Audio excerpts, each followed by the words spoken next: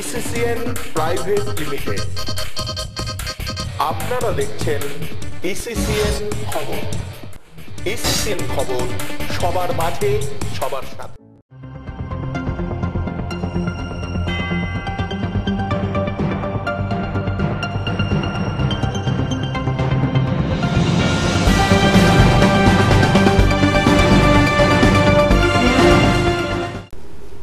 নমস্কার, ইসিসিএন খবরে আপনাদের স্বাগত। আপনাদের সাথে আমি অন্তরা। বিস্তারিত খবরে যাবার আগে শুরুতেই হেডলাইন্স।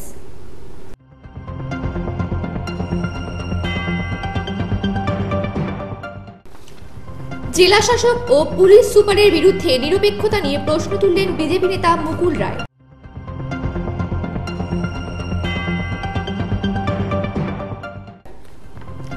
দলীয় প্রার্থীর সমর্থনে দিনহাটায় কংগ্রেসের সভা অনুষ্ঠিত হল।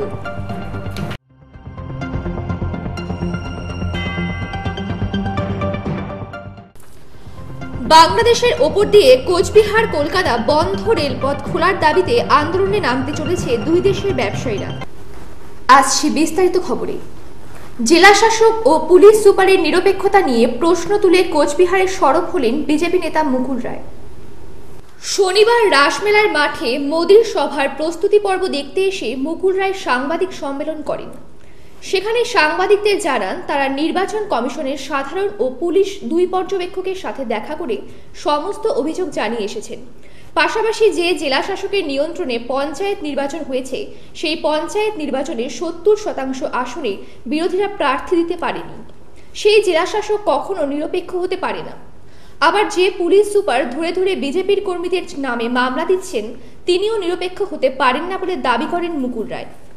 বিজেপি নির্বাচনের শুরু থেকে কোচবিহারের জেলা শাসক কৌশিক সাহা ও পুলিশ সুপার অভিষেক গুপ্তার নিরপেক্ষতা নিয়ে প্রশ্ন তুলে আসছেন। এর আগেও নির্বাচন কমিশনের কাছে তাদের বদলির দাবি করা হয়েছিল।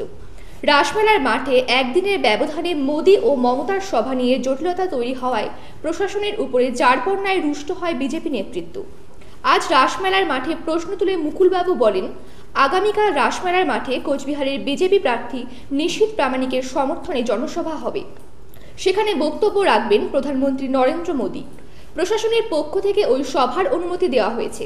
পাশাপাশি তৃণমূলকে একটি স্ট্রাকচার বানানোর অনুমতি দেওয়া হয়েছে। তাহলে প্রশ্ন উঠছে, কেন সভার অনুমতি দেওয়া হলো? আবার ওদেরকে স্ট্রাকচার বানাতে কেন অনুমতি দেওয়া হলো? আবার ওই স্ট্রাকচারকে পুলিশি পাহারা দিতে হচ্ছে জানিয়ে মুকুলবাবু বলেন, নিরাপত্তা দিতে গেলে পুলিশকে টাকা দিতে হয়। পুলিশ কি নিরাপত্তা দেওয়ার জন্য পুলিশের কাছ থেকে টাকা নিচ্ছেন?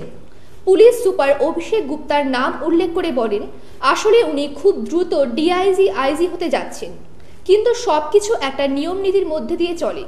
প্রধানমন্ত্রীর সভা নিয়ে তৈরি হওয়া জটিলতা প্রসঙ্গে বলতে গিয়ে মুকুলবাবুর দাবি, প্রধানমন্ত্রীর সভা ভারতবর্ষের কোন রাজ্যে এমন ঘটনা ঘটতে পারে। আমাদের এই মাঠে নিশীথ প্রামাণিকের সমর্থনে ভারতীয় জনতা পার্টির পক্ষে একটা জনসভা হবে আগামীকাল সকাল 10টা।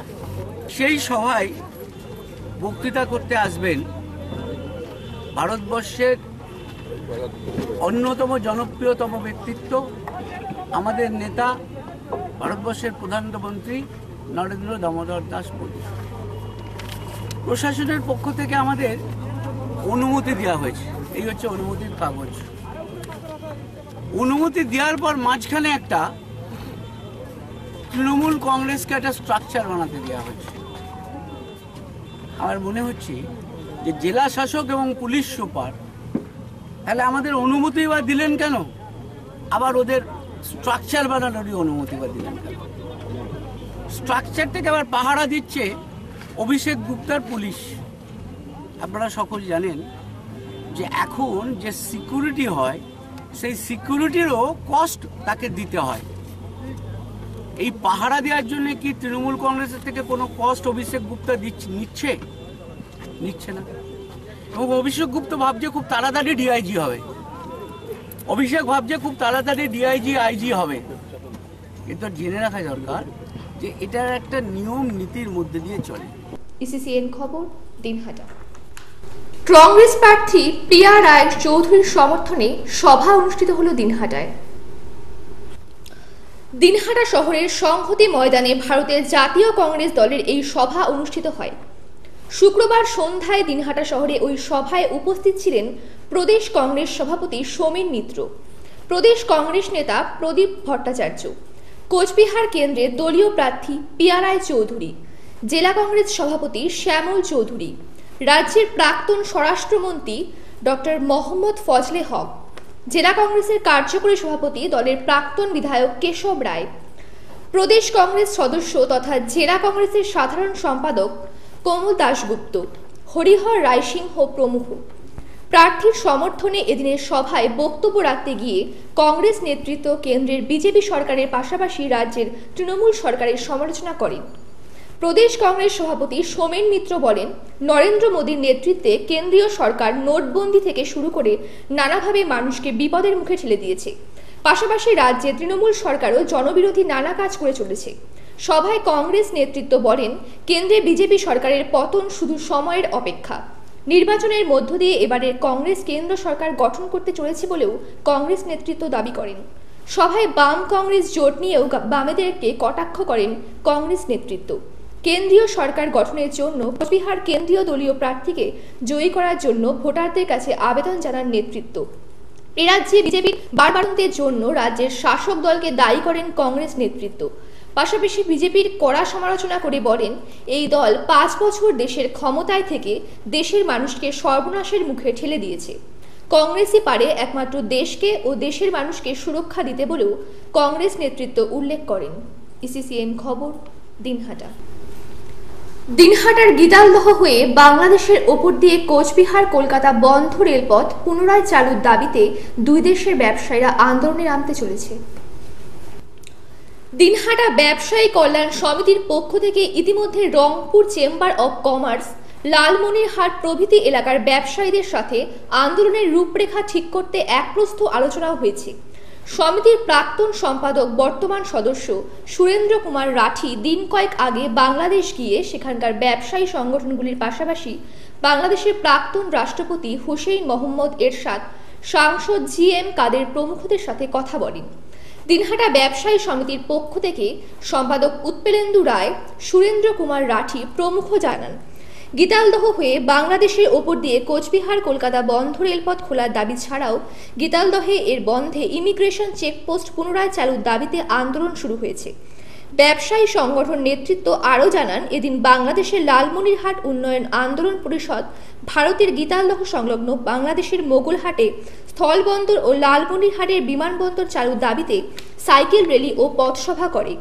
বাংলাদেশের মোগলহাটে উক্ত সংগঠনের পক্ষ থেকে এদিন এই দুই দাবি ছাড়াও গীতালদহের বন্ধ এই রেলপথ চালু এবং সেখানকার ইমিগ্রেশন চেকপোস্ট চালুর দাবিতে এই দুই সংগঠন আগামীতে কনভেনশন করবে বলেও ব্যবসায়ী কল্যাণ সমিতির নেতৃত্বরা জানান। ইসিসিএন খবর, দিনহাটা। এখন বিরতি, ফিরছি বিরতির পর আরো খবর নিয়ে, আপনারা দেখতে থাকুন ইসিসিএন খবর। ফিরে এলাম বিরতির পর।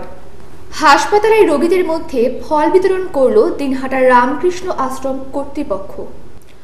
সংশ্লিষ্ট আশ্রমের পক্ষ থেকে শনিবার দিনহাটা মহকুমা হাসপাতালে ভর্তি থাকা রোগীদের মধ্যে এই ফল বিতরণ করা হয়। এদিনের এই ফল বিতরণ অনুষ্ঠানে উপস্থিত ছিলেন হাসপাতালের সুপার রঞ্জিত মণ্ডল, চিকিৎসক উজ্জ্বল আচার্য, শিল্পী রায়, নমিতা সাহা, সুশান্ত সাহা প্রমুখ। এদিন ফল বিতরণ ছাড়াও আশ্রমে দীক্ষাদান পর্ব অনুষ্ঠিত হয়। শনিবার দিনহাটার বউবাজার এলাকায় আশ্রম প্রাঙ্গণে এই দীক্ষাদান পর্বে 250 জনকে দীক্ষা দেওয়া হয়। এদিন বেলুর রামকৃষ্ণ আশ্রমের সহসভাপতি শিবময়ানন্দজি মহারাজ এই দীক্ষা দেন। এদিন দীক্ষা গ্রহণ অনুষ্ঠানে উপস্থিত ছিলেন দিনহাটার রামকৃষ্ণ আশ্রমের সভাপতি তামস রঞ্জন দেব, সম্পাদক অরুণ পাল প্রমুখ। দিনহাটা মহকুমা ছাড়াও জেলার বিভিন্ন এলাকা থেকে এদিন ভক্তপ্রাণ মানুষ এই আশ্রমে দীক্ষা নেন বলে জানা গেছে। এদিন দীক্ষাদান অনুষ্ঠানকে ঘিরে আশ্রমে ভিড় ছিল যথেষ্ট। ইসিসিএন খবর, দিনহাটা। দিনহাটার ছোট শীতলা বাড়িতে শীতলা পুজো অনুষ্ঠিত হলো। শনিবার দিনহাটা শহরের 4 নং ওয়ার্ডে স্থানীয় মন্দিরে বাৎসরিক এই পূজা অনুষ্ঠিত হয়। পুজো উদ্যোক্তাদের মিন্টু নন্দী, তুহিন আচার্য, রাম অধিকারী, নিতাই বিশ্বাস প্রমুখ জানান, এবছরের পুজোর 58তম বর্ষ। এদিন ধুমধাম করে শ্রদ্ধার সাথে পুজোর পাশাপাশি বিকেলে কয়েক হাজার মানুষের মধ্যে প্রসাদ বিতরণ করা হয়। প্রাচীন এই পুজোকে ঘিরে এদিন গোটা এলাকায় শীতল পান্তা খাওয়ার রীতিও আজও বর্তমান। ইসিসিএন খবর। ইসিসিএন খবর এখনকার মতন এই পর্যন্তই। আপনারা দেখতে থাকুন ইসিসিএন খবর, সবার মাঝে সবার সাথে।